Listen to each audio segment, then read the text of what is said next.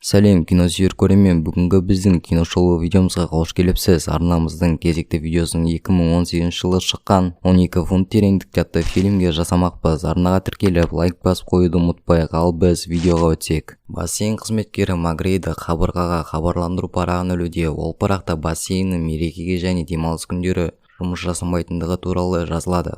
Ал бұл уақытта бассейнде фильмнің бас кейіпкерінің бірі бридж жүзіп жүр.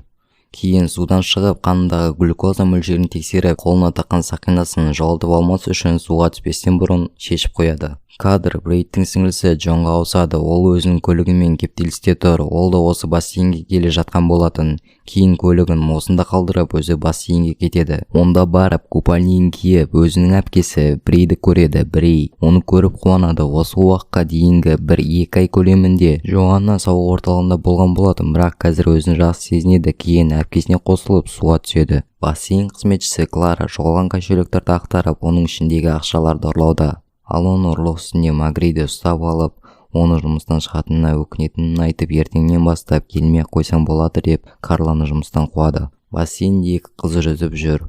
Кейін оларға Магрейді келеді де жабылатындықтары жайлы айтты. Ал Брей болса сағат 7-ге дейін ашық болмайтын беді деп айтқаны сол еді. Магрейдидің сөзі дайын екен. Ол біз демалыс күндері ерте жабыламыз деп айтып берді. Кейін көзіңе қарап, қабырғадағыны оқып жүр деп айтып кетеді. Брей ренжіп қалады. Амал жоқ деп судан шыққан екеуі киім ауыстыру бөлмесінде тұрғанда, Брей өзінің сақинасын Джоаннаға көрсеткісі келеді, бірақ сөмкесін таба алмайды. Кейін бассейн түбіндегі темірге жабысқан жүзікті байқап, оны алуға суға түседі. Бірақ темірге тірелген жүзік алына қоймады. Оған қосылып, Джоанна да суға түседі. Магрейді болса бассейндегі адамдардың барлығы кетіп қалды деп бассейннің бетін жаба бастайды. Ал су астындағы қыздардың бірінің шашы темірге жабысып шығара алмай қиналады. Олар бассейннің жабылғанын байқамады. Шаштарын босатқаннан соң судың беті жабылғанын байқаған 2 қыз ендігі тұзақта екенін түсініп, айқайға басып, біреу-міреуді көмекке шақыра бастайды. Бірақ Магрейди бұл кезде ғимараттан шығып кеткен болатын. 2 қыз енді бассейннің бетін жапқан заттың қаншалықты берік екенін тексеріп көреді. Ойлағандай мықты зат екен. Сондықтан олар бассейн ішіндегі қалып қойған заттарды немесе бассейннің әйнегін сындыратын затты іздейді. Брей қалып қойған купальник ал Джоанна қабырғадағы ағашты 2-ге бөледі. Және де бассейн әйнегі ашылған жер бар еді.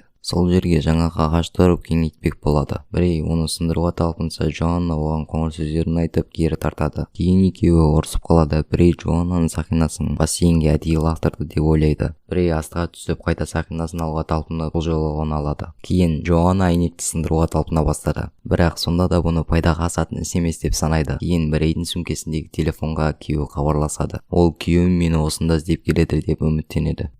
Бірақ бұл хабарласулар олардың мазасын ала бастады. Кейін Джоанна қайта сол Брейдің үйленуі жайлы айта бастады. Джоанна бассейннің бетін жапқан әйнектің әлсіз жерін іздеуде, ал одан соң әпкесінің жағдайы нашарлап бара жатқанын байқады. Одан сұраса, Брей өзінің 3 жыл бұрын қант диабетіне шалдыққанын, егер бұл жерден шығып дәрісін екпесе талып қалатындығын айтады. Бұл уақытта бассейн ғимаратына түнгі кезекшілікке Клара келген болатын. Әйнекті ашуға тырысып жатқан Джоанна қолындағы күйік іздерін көрген Брей одан осының себебін сұрайды. Ал Джоанна жауап ретінде сол бір қорқынышты күн жайлы айтады.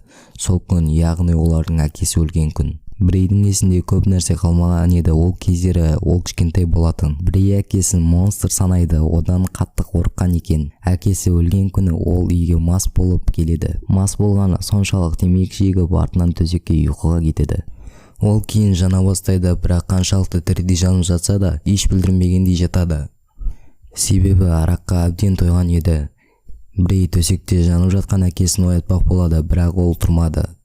Тиісінше қызда өзінің қолын күйдіріп алады. Екеуі әңгімелесіп тұрғанда бұл бассейнге түнгі кезекте жүрген Клара келеді. Ал Брейдің телефонына күйеуі хабарласып жатқанда Клара телефонды көріп, оны ұрлап кетуге қамданады. Телефонды қолына алғанда бассейн ішіндегі 2 қыз көмек сұрайды. Олардың бар екенін білген Клара онда қалай тап болғандарын сұрайды.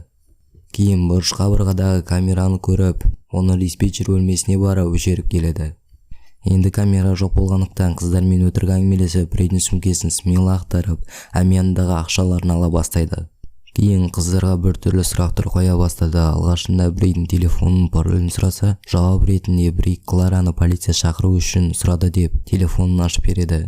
Клара телефонды аштырғаннан соң ішіндегі Бремен жігітінің фотосын көріп мазақ етеді. Ал Джоаннаның шыдамы таусылып Клараны балағаттай бастады. Клара оларға өзінің бүгін ғана жұмыстан шыққанын және кедей жағдайда айта бастайды. Сол себепті әңгіменің аяғын өзінің ұсынысына әкеп тірейді. Егер бассейн бетін аштың десеңдер, Брейдің телефонындағы банктың паролін айтыңдар дейді. Клараның бұл ұсынысына Брей бірден қарсы болады. Оларды қорқыту ретінде Клара бассейннің мұздатқышын қосып қояды. Кейін Брейдің кошелегін ақтарып кетіп қалады. Екі қыз су ішінің мұздағанын сезіп, өздерін жылыту үшін құшақтасады. Брейдің болса суықтан жағдайы нашарлай бастады.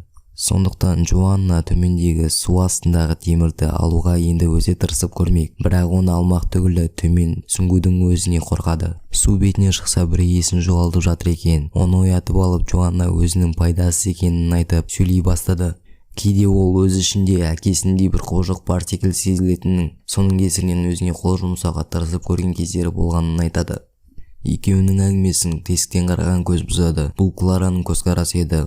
Ол бұларға Брейдің банк карточкасында бар болған $80 бар екенін айтады. Іштегі қыздар одан көмек сұрайды. Клара болса осы бір ісін міндет қылып, тек сендер ғана бұл жерде қиындықта емессіңдер, менде өз басымда проблемалар бар дейді. Кетер кезінде сендерді сонда өлгендеріңше қалдырамын деп айтып кетеді. Оңашаға кеткен Клараға қарсы Джоаннаның бір ой пайда болады. Ол қолындағы әйнек тақтайды үйкеп, ұшын шығарып әбден өткіретеді. Кейін Клара мұнда келгенде әдейі даусын жылаған адам еді. Кларадан кешірім сұраған мәнерде сөйлей бастайды. Джоанна даусын әдейі жай шығарады. Оның сөздерін есту үшін Клара құлағын жаңағы тесікке тақағанда, Джоанна құлағына үшкір әйнекті оған тығып алады. Бірден жарасының қандай екенін көруге айнаға жүгірген Клара бұл қыздарға ашуланып суды хлорлауды қосады.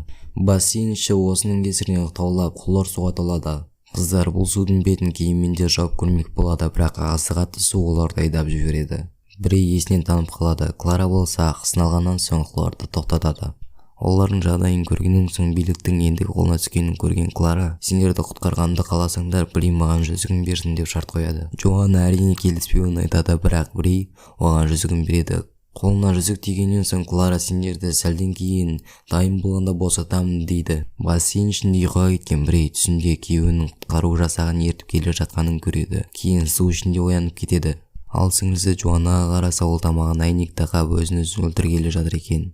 Оны олай жасамауға көндіріп, қиындықтарды бірге жеңетіндерін айтқаннан соң Джоанна өзін тоқтатады. Клара болса қолындағы жүзігіне тамсанып, киім-кешек заттарын жинап, барлық аяқтарын көзін құртып болғаннан соң қыздарға келеді. Қыздар да онымен тіл табысты. Клараны олар жаман адам деп ойламайтындығын айтады. Клара да ендігі жолы көмектесуге бекінеді. Диспетчер бөліміне барып, компьютерге бассейннің бетін ашу кодын енгізеді. Бұл кодтың дұрыс еместігін байқады. Ол өзінің бассейн бетін аша алмайтындығын түсінеді. Қыздарға осыны айтқанда Брей Клараға полиция шақыр дейді. Бірақ Клара түрмеге түсуінен қорқады. Сондықтан ештеңе білмегендей бұл жерден кете барады.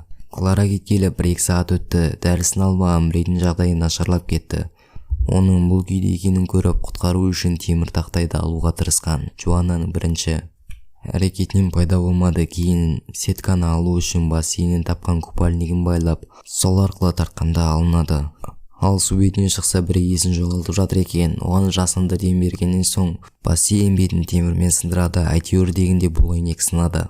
Екі қыз әйнектен қан жасау болып шығады. Есінен танған Брейге сөмкесіндегі инсулин дәрісін тездетіп салып жібергеннен соң Брей есін жинап қалыпқа келе бастайды. Бірақ бұл кезде алдарында қару ұстап Клара тұр. Клара олар бұл жерден шықса полицияға ұстап береді деп ойлап екеуін атпақшы. Ал Джоанна, егер бұлай жасасаң, менің ешкімсіз қаламын, Брей менің жалғыз туысым дейді. Клара болса бұл ойыннан қайнап, оларды жайына қалдырып жүзікті береді. Джоанна болса Клараға ұсталып қалмай оғанда кетуін айтады. Мұнда дәрігерлер келіп, Брей көзін ашқанда Джоанна оған жүзікті береді. Ал мұны қалай алдың десе, құбыжықты жеңдім деп жауап береді. Әпкесін құшақтайды. Бүгінше осы достар, арнаға тіркеліп лайк басуды ұмытпайық. Қазақ ютубының көтерілуіне көмектесіп жіберейік. Келесі кездескенше аман сау болайық.